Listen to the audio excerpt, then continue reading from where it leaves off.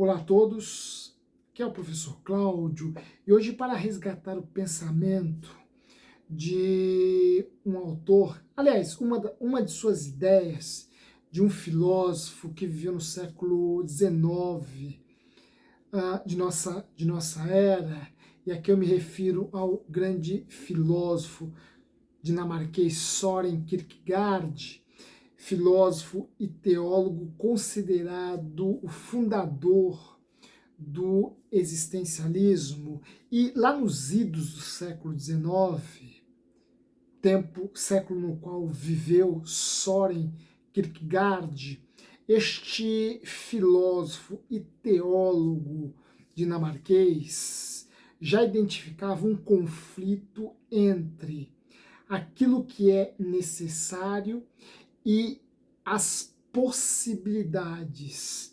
E este filósofo afirmava que a causa da loucura, a causa da doença, em seu tempo, se dava justamente pelo fato do homem do século XIX ter rejeitado praticamente em absoluto aquilo que era necessário ou aquilo que é necessário devido à quantidade infinita de possibilidades que se colocavam diante de si. Ora, o homem, vai dizer Søren Kierkegaard, o homem do século XIX, se vê diante de tantas possibilidades que essa quantidade absurda o está levando à loucura, à doença. Søren Kierkegaard realiza um diagnóstico acerca do indivíduo no século XIX para concluir que essa quantidade absurda de possibilidades estava ensandecendo, enlouquecendo o indivíduo em seu tempo. Vejam, Søren Kierkegaard está fazendo esta afirmação no século XIX. No século XIX ele já está identificando este problema. No século XIX ele já está colocando isto como a causa da doença e da loucura do homem de seu tempo. Agora imaginemos se Søren Kierkegaard vivesse em nossos dias, fosse um contemporâneo nosso, estivesse presenciando o que nós presenciamos, imagine se Søren Kierkegaard visse a quantidade de possibilidades que nós, que vivemos no século XXI, temos, que nós, que presenciamos o advento, esse advento astronômico da tecnologia, nós que vivenciamos o advento dos streaming, nós que vivenciamos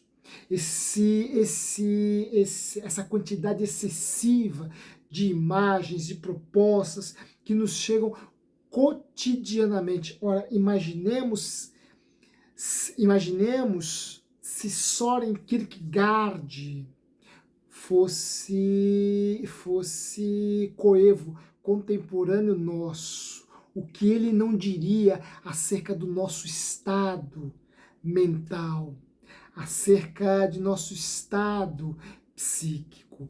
Nós que estamos rodeados de uma quantidade de possibilidades muito maior do que as possibilidades do homem do século XIX, e aqui nós poderemos ficar tempos exemplificando, elencando essas possibilidades, mas vamos nos ater a pouquíssimos exemplos. Por exemplo, com perdão da redundância, vejam quantas opções de série nós temos.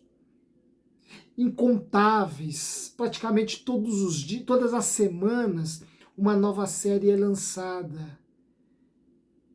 e nos é apresentada de tal modo que nós sequer terminamos de assistir uma série e já temos diante de nós uma lista com outras 10 para assistirmos. A quantidade de canais por assinatura, canais de esporte, canais de filme, canais de entretenimento, canais de eventos, de shows, enfim, olha, vejam a quantidade absurda de canais que nós temos, a quantidade absurda de opções que nós temos. Ora, são infinitas as possibilidades que nós temos de entretenimento, infinitas as possibilidades que nós temos para consumir o que quisermos. São infinitas as possibilidades que nos envolvem.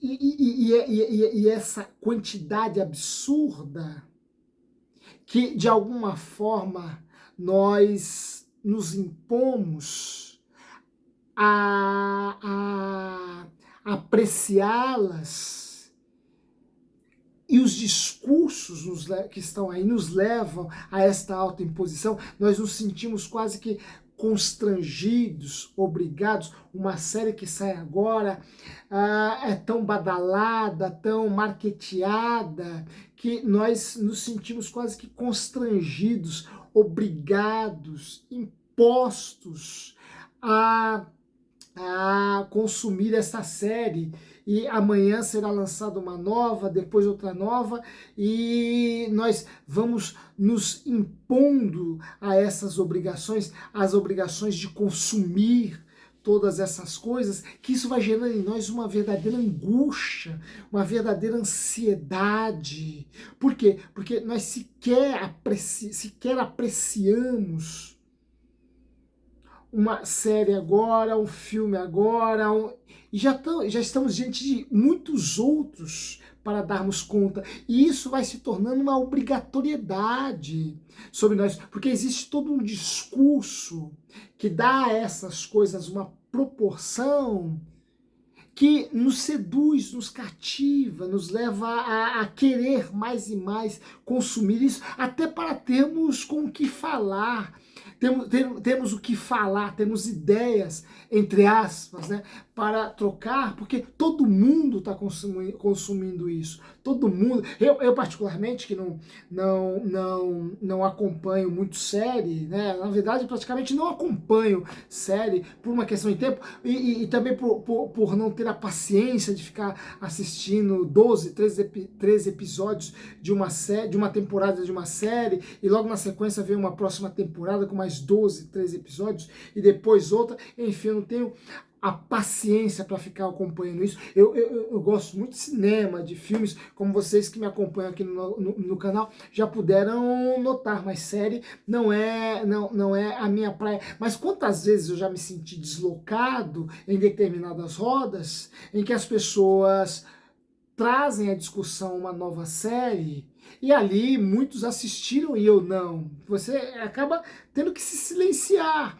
Por quê? Porque você parece não fazer parte de uma quantidade imensa de pessoas que consomem essas coisas cotidianamente.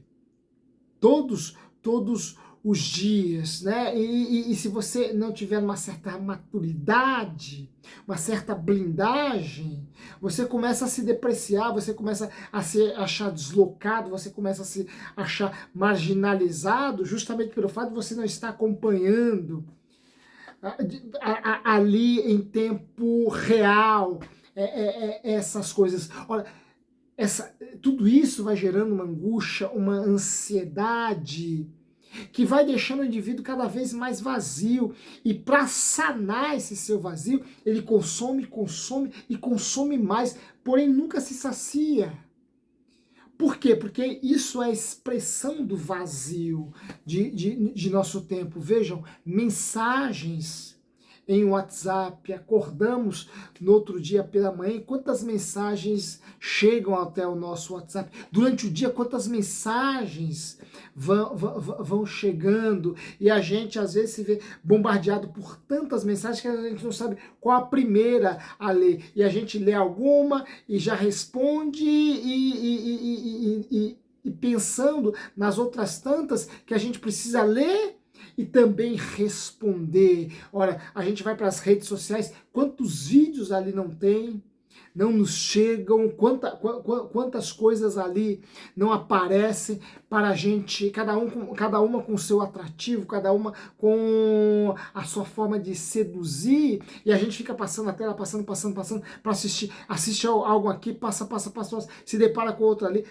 passa, assiste, passa, enfim, a gente vai entrando nessa sandice, nessa loucura, que simplesmente vai nos tornando, vai servindo apenas como paliativo para a gente para a gente contornar ou aliviar o nosso vazio, e por uma razão muito simples, porque nós não aprendemos, nós estamos desaprendendo a priorizar o essencial. Quando Soren Kierkegaard, lá no século XIX, identificou esse conflito entre o que é necessário e o que é possível, entre o necessário e as possibilidades, ele simplesmente estava colocando diante de nós o conflito que há entre aquilo que é essencial, o necessário, e aquilo que é acidental. Existem coisas que podem esperar. Essas são as possibilidades. Porém, existem outras que não podem esperar. Essas são essenciais, essas são necessárias. E as necessidades já não mais nos satisfazem, Aquilo que é essencial já não tem nenhuma importância, porque estamos envoltos em tantas superficialidades, em tantas caricaturas, que nos parecem mais atrativas, que são mais coloridas, que são mais formosas, que são mais sedutoras, que não exigem tanto do nosso QI, e nós vivemos numa época em que cada vez mais estamos com preguiça de usar o nosso QI, de usar o nosso pensamento, de raciocinar, de refletir, de nos entreter, de nos ocupar, melhor dizendo, com aquilo que é mais complexo, mas que estimula o nosso raciocínio. Olha, cada vez mais pensamos menos, porque estamos com a nossa cabeça, a nossa mente completamente presa a essas coisas superficiais e caricaturais, esquecendo daquilo que é essencial, daquilo que é necessário. Soren Kierkegaard não desprezava em seu tempo a importância dessas possibilidades. Olha, essas possibilidades também têm a sua importância. O entretenimento também tem a sua importância. Ele tem o seu momento que para nós é bastante significativo. Os streaming, tudo isso tem a sua importância. Entretanto, o que nós devemos nos precaver é do perigo de que essa quantidade absurda de entretenimento que nos é apresentada constantemente roube-nos a inteligência, o intelecto e o tempo que nós deveríamos empregar para aquilo que é essencial, ou seja, para aquilo que produz em nós crescimento, para aquilo que produz em nós conhecimento, para aquilo que produz em nós maturidade, para aquilo que nos amplia a nossa forma de entender o mundo, de entender a vida, de entender a nossa realidade, de entender a realidade das coisas. Ora, essa quantidade absurda de entretenimento vai nos tornando cada vez mais cauterizados em relação à reflexão, que já não pensamos mais, não refletimos mais, e vai roubando de nós um tempo que é fundamental para o nosso crescimento. Soren Kierkegaard nos convida a refletir acerca daquilo que é essencial. E isto deve ser prioridade em nossas vidas. Isso deve ser o primordial em nossas vidas, com esse filósofo existencialista, filósofo cristão, que foi a grande influência de todo o existencialismo do século XIX, inclusive esse existencialismo ateu, como o existencialismo de um Sartre, de um Camus. Soren Kierkegaard, em seu tempo, já conclamava os homens a pensarem com carinho e atenção aquilo que em suas vidas era essencial, fundamental, imprescindível, inadiável. É isto que deve ser por nós priorizado. É isto que nós devemos primeiramente cultivar, para só em seguida nos entregarmos às possibilidades acidentais, às possibilidades secundárias. Soren Kierkegaard, e aí já chamando a discussão outro existencialista, este ateu, Sartre, Soren Kierkegaard, à sua maneira, colocou na base aquilo que Sartre, em outras palavras, vai tornar mais claro, mais elaborado, mais antropológico, ao afirmar que, em última instância, nós temos que nos escolhermos como prioridade. Não é aquilo que o mundo, que os agentes externos, não é aquilo que a mídia, não é aquilo que as redes sociais, não é aquilo que as donas dos grandes streaming nos impõem como obrigação a ser consumida, a ser apreciada, sob o risco de estarmos excluídos ou deslocados do mundo. Não é isto que nós devemos priorizar. E quando houver um conflito acerca dessas coisas em nós, nós devemos escolher a nós mesmos, vai dizer Jean-Paul Sartre, e priorizar em nós aquilo que é primordial à nossa existência, aquilo que de fato dá algum sentido construtivo e útil à nossa vida. Nós devemos, mediante esse contexto de infinitas possibilidades, nós devemos priorizar aquilo que é essencial, aquilo que é fundamental, aquilo que é imprescindível, aquilo que é indispensável, aquilo que é inegociável. É isto que nós devemos priorizar. E o resto não passa de acidentes. As infinitas possibilidades não passam de acidentes. Tem o seu valor? Tem, mas elas não podem nos roubar daquilo que é essencial, porque se elas nos roubarem daquilo que é essencial, elas nos roubam de nós mesmos, elas nos roubam de nós próprios, e aí a gente acaba não escolhendo a nós. Ora, são essas as considerações ou alguns dos temas que o existencialismo nos propõe. Existencialismo que é uma das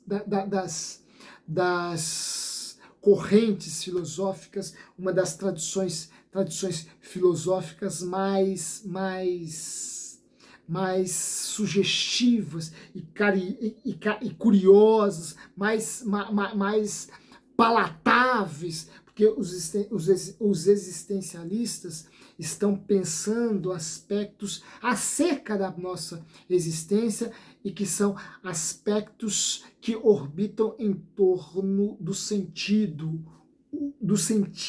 de nossa vida, do sentido de nossa existência, do sentido de estarmos aqui.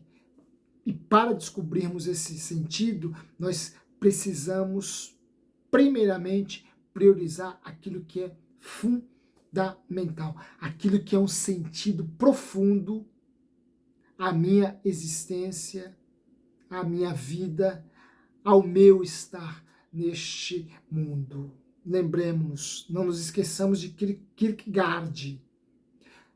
As possibilidades são importantes, mas são apenas possibilidades. As necessidades, essas são fundamentais e essenciais. Priorizemo-las sempre. Um forte abraço e até a próxima. Se gostaram dessa reflexão, não se esqueçam de deixar o like de vocês. Quem não se inscreveu, se inscreva em nosso canal, compartilhe este espaço com outras pessoas, a fim de que nós possamos sempre aqui termos uma quantidade maior de pessoas dispostas a pensar essas coisas como nós adoramos pensá-las. Um forte abraço e até a próxima.